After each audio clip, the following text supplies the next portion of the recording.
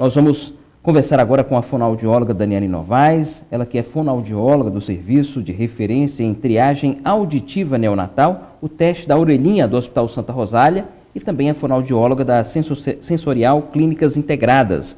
Hoje, dia 26 de setembro, é o dia do deficiente auditivo. Doutora Daniane, bom dia, obrigado por ter aceito nosso convite mais uma vez aqui no Grupo Imigrantes de Comunicação. Bom dia, Elvis, bom dia, ouvintes da Rádio TV Imigrantes. Prazer é meu sempre estar aqui junto com vocês. Bom, qual que é a importância da comemoração desse dia para o deficiente auditivo? Então, é importante, né, ter esses dias chaves que chamam a atenção da população referente à questão do deficiente auditivo, né? Em relação à inclusão social, porque assim, onde que no Brasil nós temos por volta de 9 milhões de deficientes auditivos, né? Assim, onde que eles estão inseridos? Estão todos na escola, atingiram, né, o ensino médio, chegaram ao curso de graduação, chegaram à faculdade, estão inseridos no mercado de trabalho. Então é importante essas datas comemorativas para voltar a atenção da população referente à importância da inclusão, né, da questão dos direitos dos deficientes auditivos também, né? Roberto. Daniane, você está no Hospital Santa Rosália, né, que é uma referência regional, e o volume de partos ali efetuados é altíssimo, é muito grande. E qual é o percentual de crianças que nascem, né, com deficiência auditiva? A incidência é muito grande. Na verdade, o nosso serviço é de triagem, né? Uhum. E aí o diagnóstico é feito pelo Serviço de Atenção à Saúde Auditiva.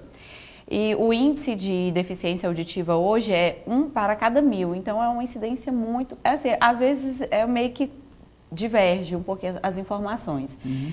Mas a última informação que nós tivemos era essa, 1 para cada 1000 nascidos vivos. Então, assim, a cada 3 meses... né? A cada 3 meses no Santa Rosália nasce praticamente 3, poderia nascer, né?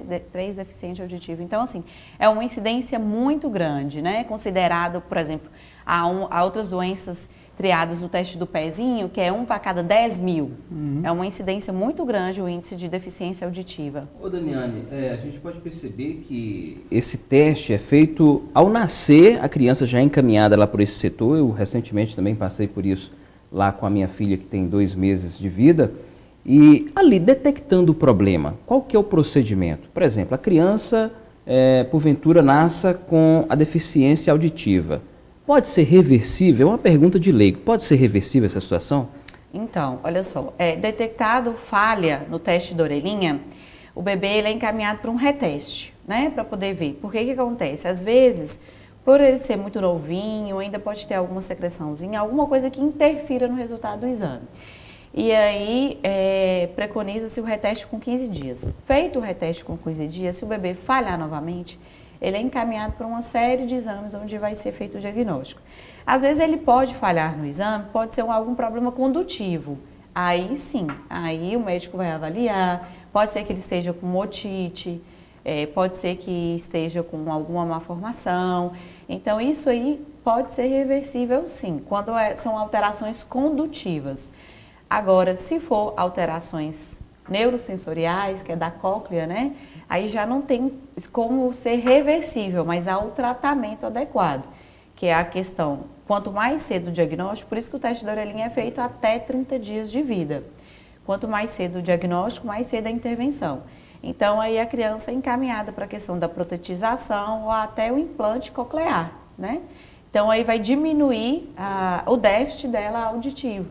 E aí diminui também o impacto social, né, dessa criança. Roberto. Bom, essa pergunta aqui é super interessante. As pessoas, né, têm o hábito de dizer, fulano é surdo e mudo. É correta essa afirmação? Não, não é correto. Ele é deficiente auditivo, né? Pode ser surdo.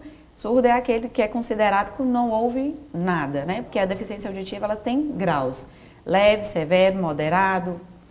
E o surdo ele não ouve, é uma pessoa que não recebe nenhum feedback. Se não entra o estímulo auditivo, não tem como sair. Então a pessoa não fala, ela não é verbal porque não tem o estímulo auditivo, mas não porque ela é incapaz de falar. Então, o certo é falar só surdo ou deficiente auditivo, e mudo não. Mudo é aquele que não tem condição de falar.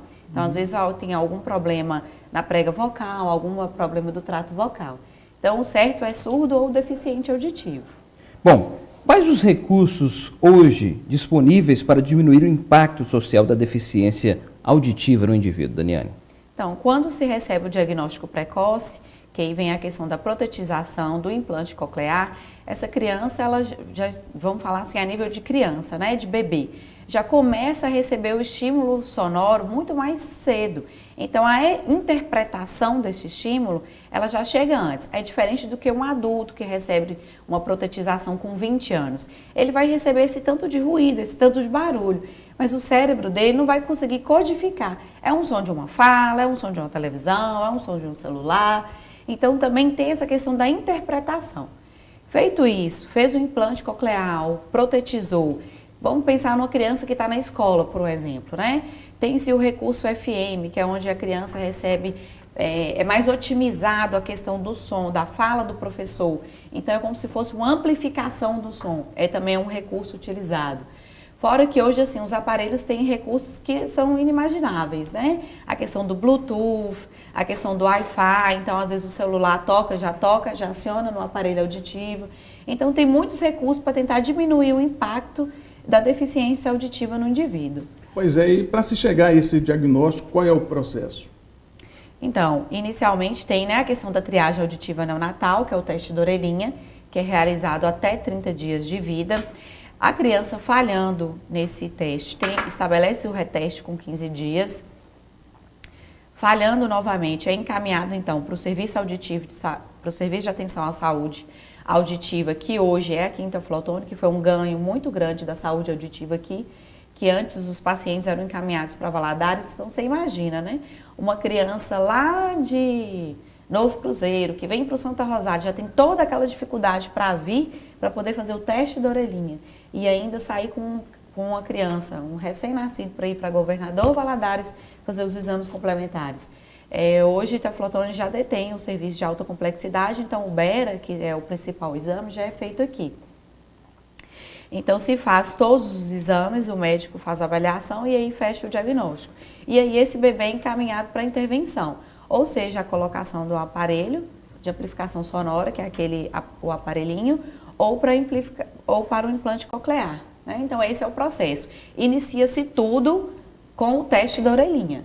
Então, daí se dá a importância, né, dos exames precoces, porque às vezes, assim, a mãe é gestante, mas não sabe, o teste do pezinho é um teste que é muito difundido, mas os demais exames não. Tem exames que são, o teste do coraçãozinho tem um impacto até na questão de vida, né? Porque se o bebê nasce com alguma falha cardíaca, algum problema, ele pode até levar à morte. Já o teste da orelhinha tem um impacto social muito grande. Então, quanto mais cedo o bebê receber o diagnóstico, mais cedo receber o estímulo sonoro, o impacto social dele vai ser menor. Então, cada teste tem uma importância, né? Bom, e se passar do prazo, Daniane, se passar do prazo, como fazer? Qual que é o procedimento para fazer o teste da orelhinha, por exemplo? Passando do prazo, o familiar deve procurar, né, o posto de saúde para ser encaminhado para esse serviço de atenção à saúde auditiva, que é a Audiotone. E aí lá ele vai fazer a avaliação do médico, porque quanto mais velho, Elvis, a gente tem os fatores externos. Então tem um acúmulo de cera no ouvido, às vezes a criança já teve alguma gripe, já teve alguma disfunção tubar, então precisa se avaliar qual é o exame ideal para poder avaliar a questão auditiva. Às vezes já pode ser uma criança maior que responde à audiometria, que é aquele exame onde que coloca o fone de ouvido e a pessoa vai ouvindo o barulhinho e vai levantando a mão. Então depende de que faixa etária está a criança ou o indivíduo. Mas o ideal é procurar o seu posto de saúde ou quem tem acesso à rede particular, procurar o otorrino para poder fazer uma avaliação mais eficaz da questão auditiva. Bom, aproveitando a oportunidade que você está aqui, falando a respeito também da teste da linguinha, como é que é esse teste? Qual que é a finalidade? O teste da linguinha, a gente avalia o frênulo da língua, a posição do frênulo da língua. Porque assim, essa questão da língua presa é muito popular, né? Fulano tem língua presa, mas não tem língua presa. Às vezes ele tem alguma dificuldade com alguma dicção de alguma palavra, né? E o teste da linguinha, ele vem para tentar verificar realmente quem tem a língua presa, né? Quem nasceu com a língua presa. Porque pensa assim, tem língua presa, é aquele coraçãozinho formado na ponta da língua. Não é. A língua presa tem vários níveis. Então, lá no Santa Rosália também a gente faz o teste da linguinha e aí a gente verifica o posicionamento do frênulo da língua. Feito isso, a gente aplica um protocolo. Feito isso, a criança é encaminhada para o piquezinho da língua, que é a frenotomia. O que acontece? Se o bebê ele nasce com a língua presa, com o frênulo curto ou anteriorizado, ele pode ter dificuldade na amamentação. Então, aí a mãe começa a pensar, ai, meu leite é fraco, não está sustentando.